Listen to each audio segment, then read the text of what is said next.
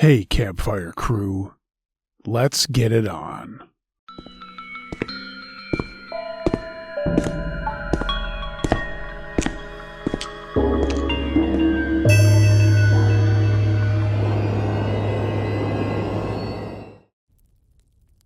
Campground Horror by Unable Noise. This happened in the summer of 2020. I, a 20-year-old female at the time, had gone on a trip to Moab, Utah with my roommate and best friend since high school, Kendall, a 21-year-old female. We had last minute joined her family's trip celebrating her sister's high school graduation. We lived a few hours by car from Moab, which just had reopened after being closed to the public due to COVID. Her family had plans to go skydiving, and we were excited to tag along. Our plan was to drive separately, stay the night on the couch of her family's Airbnb, go skydiving with them, and then stay the last night at a small cabin in a campground right outside town, just the two of us as an added adventure. We had never been on a trip as adults staying on our own, and we were excited to have this independence. Fast forward. We had a great trip down there, as well as a fun first night with Kendall's family. We all went skydiving in the early morning, and it was beautiful. After Kendall and I's huge adrenaline rush, we decided to go for a hike to a nearby watering hole. There we explored and even did a small cliff jump into the water. By the end of the day, we were exhausted physically from our activities and from the rush and now drop of adrenaline. We had checked into our campground, which was about 10 miles from town. There was a general store at the mouth of the property with somewhat unfriendly older cashiers to check us in, but we didn't think much about that. The campground was made of different sections for tents, RVs, and small cabins. When I say small cabins, I mean room for 2 twin beds and a chair and hardly anything else. We stayed in one of those. Like I said, Moab had just reopened to tourists, so besides us, we only saw one other family of 3 staying in the entire campground. We also noticed that we didn't have cell phone signal in the camp. Remember that. By nightfall, we could hardly move our bodies. We were so sore and spent, about an hour in camp chairs under the stars drinking a few Mike's Hards. Before I realized it, we had a little too much for being in an unfamiliar place on our own, but shook it off. We decided to call it a night and grabbed our lantern to head to the communal bathrooms to wash our faces. Also, I'll add now that Kendall had sprained her ankle a month prior to this and was wearing a boot on her right leg. Yeah, she went skydiving and hiking with that boot. We were young and eager to get out after lockdown, but she was unable to drive with the angle her foot needed to be at to brake safely, so I had been doing all the driving. We made our way to the bathroom, giggling through the pitch dark with our light. We reached the hut that held 4 separate bathrooms, and each had a shower directly across from the door, a toilet and sink against the sidewall. We swung the door down, eager to get out of the dark, and flipped the light switch on. I entered the room first and immediately stopped in my tracks. Kendall stopped in the doorway. We were both silent. There was something off. I don't know how to describe it, but it was like an intense feeling that something was wrong. We stared forward at the shower, which had the curtain half drawn closed, and there was some kind of short stepping stool in the middle of the shower with the front 2 legs poking out from behind the curtain. My eyes started to rise, and I could just make out the faint silhouette of a person standing on the stool behind the thin curtain.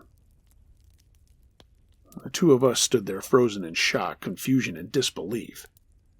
There couldn't be someone hiding behind the curtain like a scary movie. And suddenly, Kendall broke the silence and said, "What's that?" I looked to my right where the sink was. Propped on the sink against the mirror was an iPhone with the screen facing us. The camera was out and recording. That snapped me out of my trance. I shouted, "Nope!" and we both turned around and basically ran back to our cabin. We locked the door and tried to figure out what we had just walked into. We couldn't call anyone because we had no signal, and this was the first time we were staying somewhere new on our own. I had been drinking and didn't feel confident that I could drive through the rocks and sharp turns and make it back to the highway. We tried to calm ourselves down, talk our way out of what we saw. We turned the lights off because I couldn't get the image of someone looking through the small one window on the door leading into our cabin. We were all alone in this campground, completely exhausted from our skydiving and hiking. I know it sounds dumb, but at the time we were so confused and tired, we just decided to go to sleep and leave first thing in the morning. We pushed our beds together and lay there in the dark in silence. I started to think about the staff and who worked at the campground, and if they knew it was almost empty, had it been one of them in the bathroom, or if we were just mistaken about what we had seen. About 10 minutes into laying there, Kendall said, "You know what's weird?" And I froze, waiting to hear something to add to this horrible situation. She told me about earlier she had gone to take a shower and how she looked up and saw a blinking blue light in the vent above the shower. I didn't say anything. We left in the morning and never spoke about any of it again. Honestly, I know we didn't handle the situation well, so please don't get on me in the comments. If it had happened now, there's no way we wouldn't have reported it, but we were young and scared. We didn't know how to process what was happening. I still don't really know what happened. But anyway, we never stayed there again.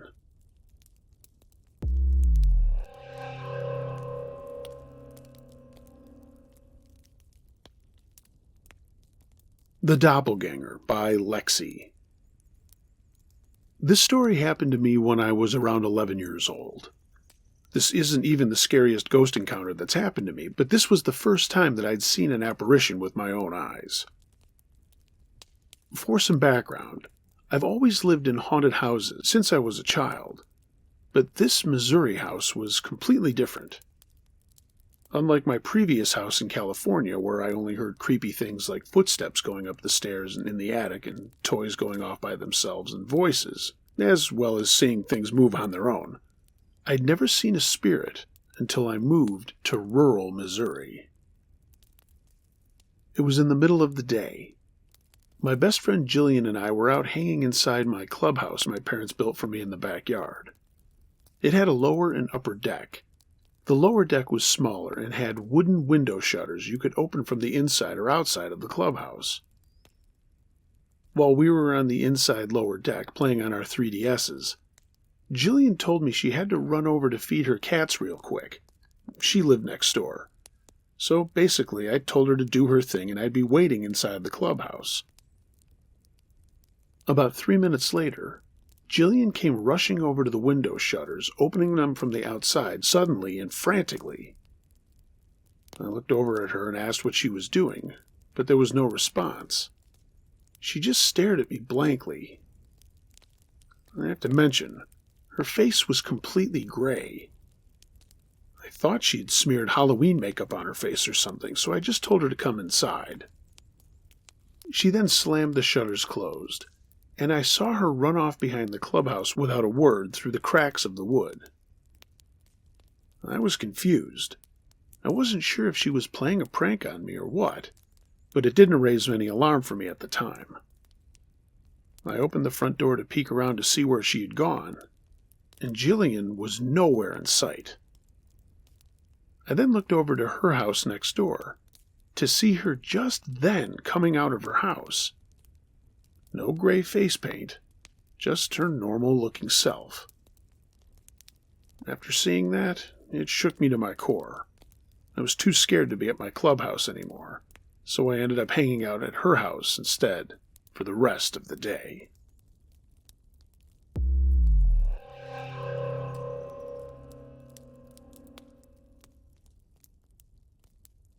Frightening Night in Kazakhstan by Kaza Kerman.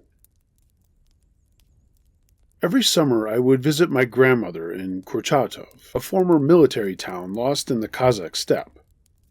Empty 5-story buildings with broken windows, rusty playgrounds, and roads disappearing into the darkness. A place as if stuck in time. This is a city near the former nuclear test site of the USSR Semipalatinsk. Grandmother always knew how to scare me, not out of cruelty, but to make me cautious. Don't swim too far in the evening, or the Vodanioi will drag you away. Look in the mirror when you forget something at home. I believed. I believed so much that I still believe in some of those omens. But that year, she said something that sent a chill down my spine. Don't stay out late. A child has gone missing in our town. I nodded, but the next day I dismissed the thought. Grandma's just worried, I decided. That evening, my friends and I, as usual, were playing on the only lit playground. By 10 o'clock, the darkness around it had thickened so much that it seemed nothing existed beyond our circle of light. No sounds, no houses, no people, just a solid black void. After playing with my friends, I said goodbye and headed home alone. All my friends actually lived near the playground. I lingered outside and decided to take a shortcut home down the most abandoned street. Yeah, just like in a horror movie, but I was 7 years old, driven by foolishness and bravery. There were no living houses, just empty shells with gaping doorways. I was walking with headphones on, but at some point I took one off to listen. There was silence. Not just the absence of sound, but a thick, heavy, almost tangible silence, the kind that makes your ears ring. I quickened my pace, and then the crunch of gravel under tires. I didn't turn around immediately, I just listened. The car was moving slowly, almost silently, as if gliding behind me on the road. And only when I dared to glance over my shoulder did I realize the worst. Its headlights were off. My heart pounded so hard I could literally feel it pressing against my ribs. I quickened my pace, and the car did too. I walked faster, it sped up. And then, in the pitch darkness, the fog lights came on. 2 murky yellow eyes illuminating me in the dark. The road was deserted. To the left, a small thermal power plant, and to the right, the dark skeletons of houses. Not a soul. No one who could help. The car was right next to me, and suddenly, a click. The car door opened slightly. I didn't see, but I knew for sure someone had gotten out. At that moment, a whisper came from the car, etching itself into my memory forever. "This one will do." I don't know if that was real or if my brain added the horror, but I ran.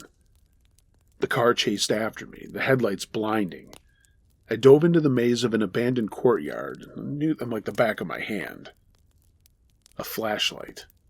The beam darted across the walls, revealing peeling plaster and broken bottles. And I ran on, stumbling, my heart pounding so hard it seemed audible in the silence. It seemed I had escaped. My heart was pounding wildly, and my mouth was dry. I slowed down to catch my breath, and in front of me, blocking the road, was the same car. How did it get there, I thought? Where did it come from? It should have been behind me. An arm reached out of the window, grabbing my hood. I jerked away, my hoodie slipped off, and I broke free. I ran without looking back. I took detours, zigzagged all over so they wouldn't lead to my grandmother's. I burst into the house, covered in dust, my knees scraped, and my t-shirt stuck to my back with sweat. My grandmother looked at me, but didn't ask anything. Overall, I looked like I usually did. And I didn't show my fear. But at night, under the blanket, I shook so hard my teeth chattered. This incident has stayed in my memory for a long time.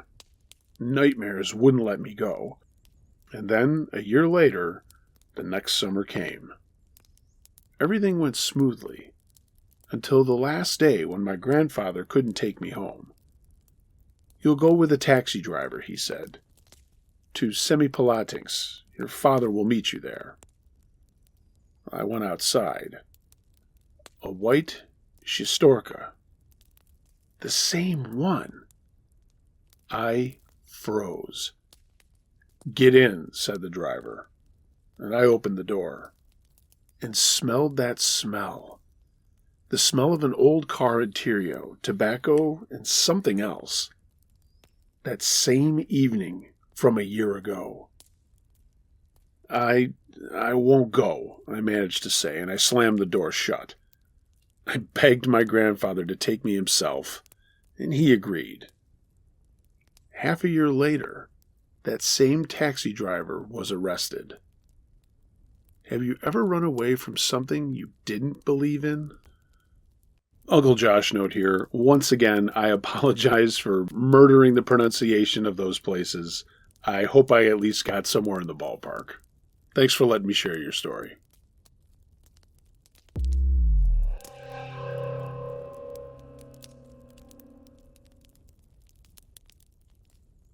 Can't Explain the Experience by Galactic Sounder. The events of this story are true. I don't know if it was a glitch, a time slip, but it still freaks me out.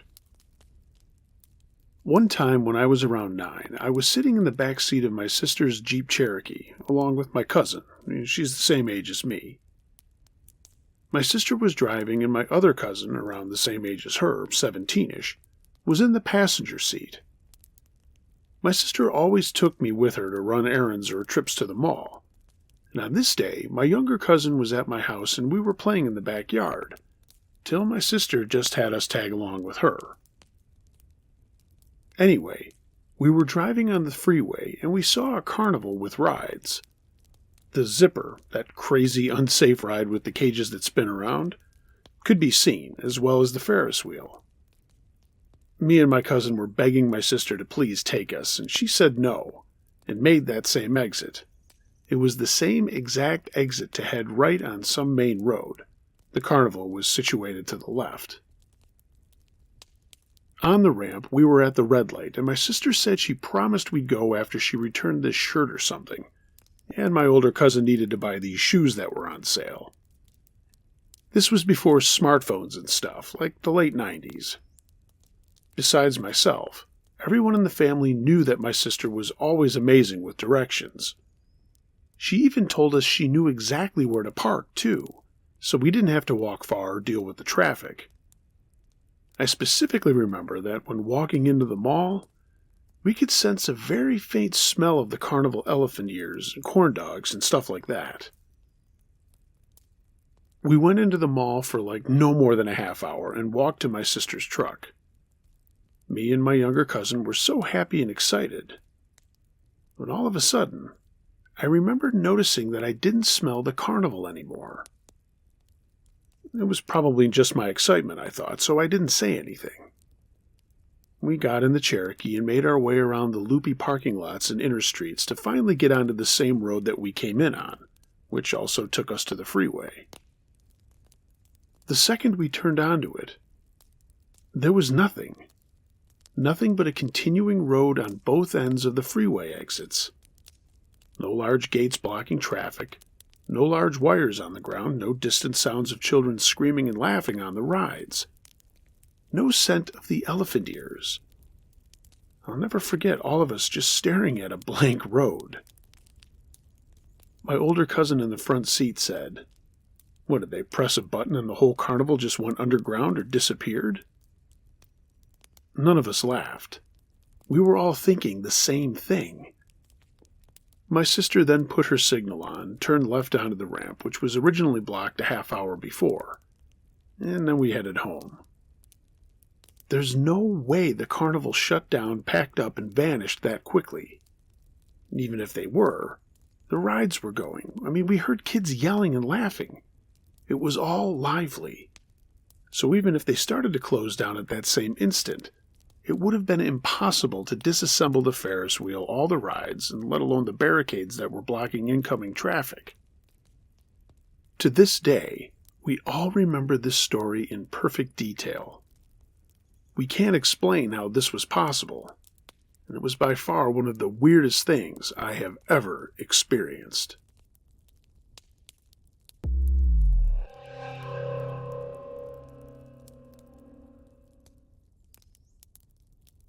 Late Night Walk Gone Wrong by Sugar Bumblebee. This story is from a couple of years ago, right after COVID had started to finally fade into the past and life started to feel vaguely normal again. Germany, sometime around mid-2022. It was around midnight. It had been super quiet nights the past couple of days due to heavy rains. It had stopped pouring at like 11:30 p.m. on this night, and I decided to use the short break before the next big cloudburst was scheduled to hit my little village at 1:30 a.m. to get home. I was expecting the usual crowd of dog owners on the walk, but encountered no one until I walked to the train station of my village. Due to past incidents, I had formed the habit to stop from time to time and turn off my music completely to return my sense of hearing to the current surroundings. Luckily for me, I had just started an audio message to a uni friend of mine when I first heard the yelling. "Hey! Hey!" I could clearly hear a man yelling, but was expecting him to be yelling after a disobedient dog which had gotten loose from its leash. But then again, "Hey! Hey!" Angrier this time, and louder. I froze. I interrupted my own audio recording by stopping myself mid-sentence. Then I saw a man walking fast, raising a hand in a fist, and yelling again, "Stay where you are!" He just kept on yelling and shouting while coming straight towards me. And then it hit me. He was talking to me, and he looked pissed. I commented a dry, "I think I've got a problem," towards the still ongoing audio recording before I bolted 180 degrees and started sprinting away. In those split seconds that I looked into that man's face, I swear I saw absolute madness in it. His eyes were blank, completely devoid of any other emotion than sheer rage. And at that time, he was only maybe 5 meters away from me. I had been running frequently at that time, so I managed a very decent sprinting speed. Within seconds, I had doubled the distance between us, and since I was very familiar with the sidewalk ahead of me, I knew which potholes to avoid and which curbs to jump. I cut down my street, not caring about bringing this monster straight to my house, but then it registered with me that my mother's safety precautions were about to cost me since she required me to double lock the front door when I left. Unlocking that door would take time. Time I knew I didn't have. I had lost my feeling for time at that moment and expected the guy to have held pace with me. But when I turned around and risked a glance at the intersection, I found it empty. But I still heard him, yelling, demanding me to stop and show myself. I jumped a small fence onto county property and hid in the dense bushes of dying vegetation that was there in late October. I waited, and I panted, and I tried to steady and silence my breath and heartbeat. I finally stopped the audio recording and sent it to my friend. Finally, this guy rounded the corner, strolling around suddenly and smiling like a lottery winner. He stopped just meters from me, still grinning like an idiot, mumbling to himself something about teaching people manners since no one else does. He was constantly scratching his nose, and he coughed a couple of times. So harshly, I understand that he didn't manage to keep my pace, and I probably had already lost him half the way I was sprinting. The guy abruptly turned again, and pranced down the street in a staggering motion, sniffing from time to time and erratically wiping his nose. He reminded me of an animal with rabies.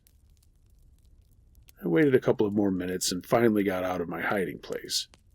I made the way back home quick and quite literally dirty.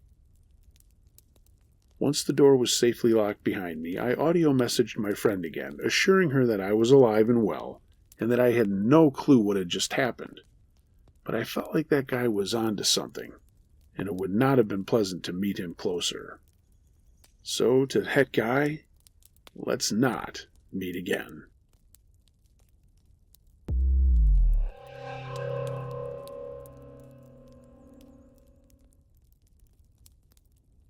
Airbnb Intruder by Back to Normal for Now.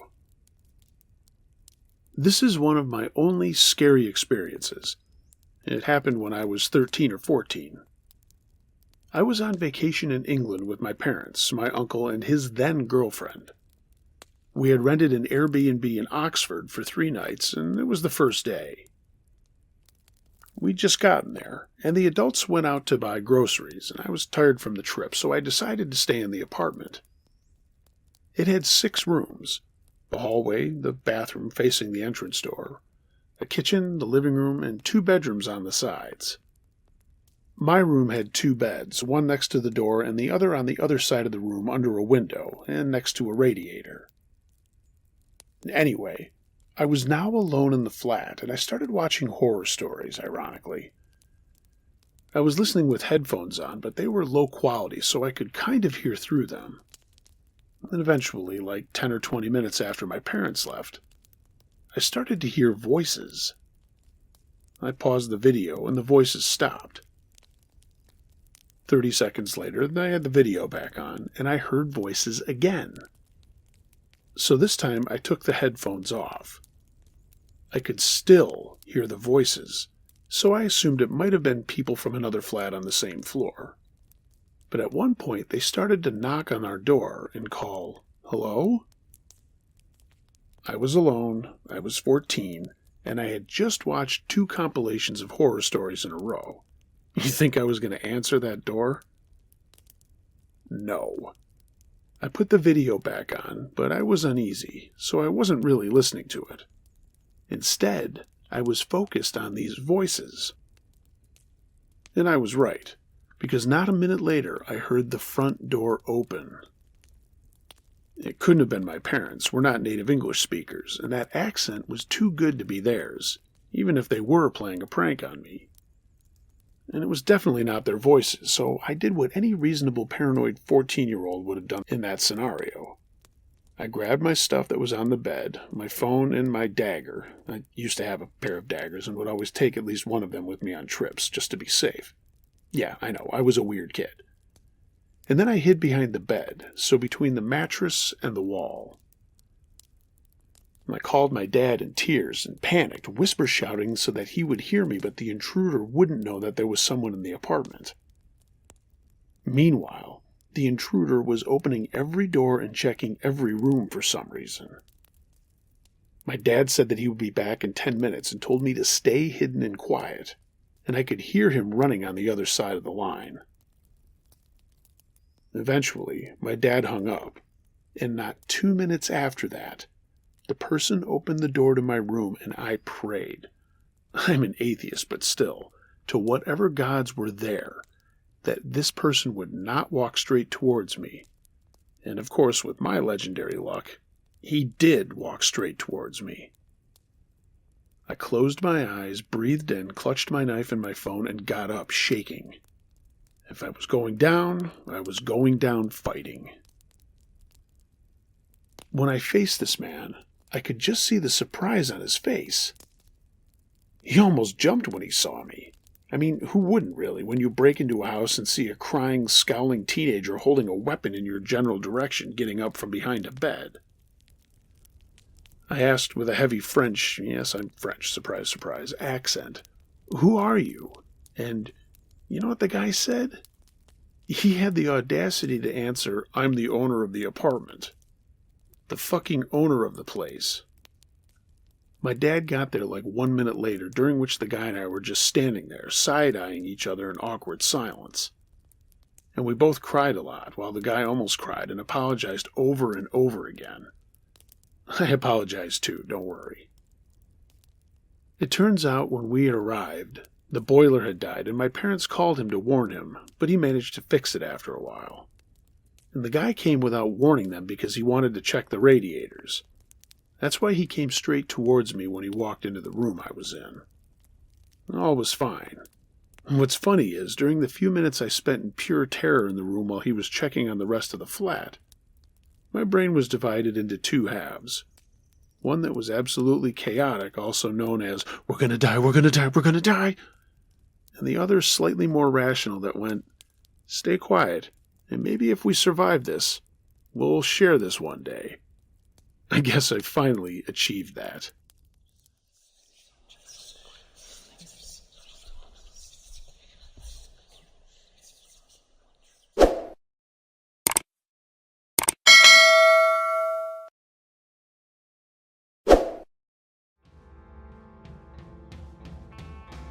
Hey gang, thanks for listening to this episode of Uncle Josh's True Scary Stories.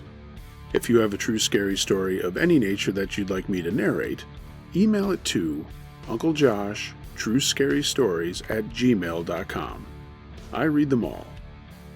If you're catching this on YouTube and you like what you've heard, please give this video a thumbs up. Leave a comment below and let me know what you thought of the stories. I'll get back to you as soon as I can. And if you haven't subscribed yet, hey, why not? Maybe even tell a friend. I sure would appreciate it. Follow me on social media, links to that are in the description. And if you'd like to take your support of what I'm doing a little bit further, find a link to my Patreon page, as well as a link to my storefront at tpublic.com. Get yourself some Uncle Josh and Campfire Crew merchandise. You'll be the coolest cat on the block. Everyone, be excellent to each other. And until next time, be wary of things that go bump in the night. It could be anything. A ghost, a monster, or the guy next door.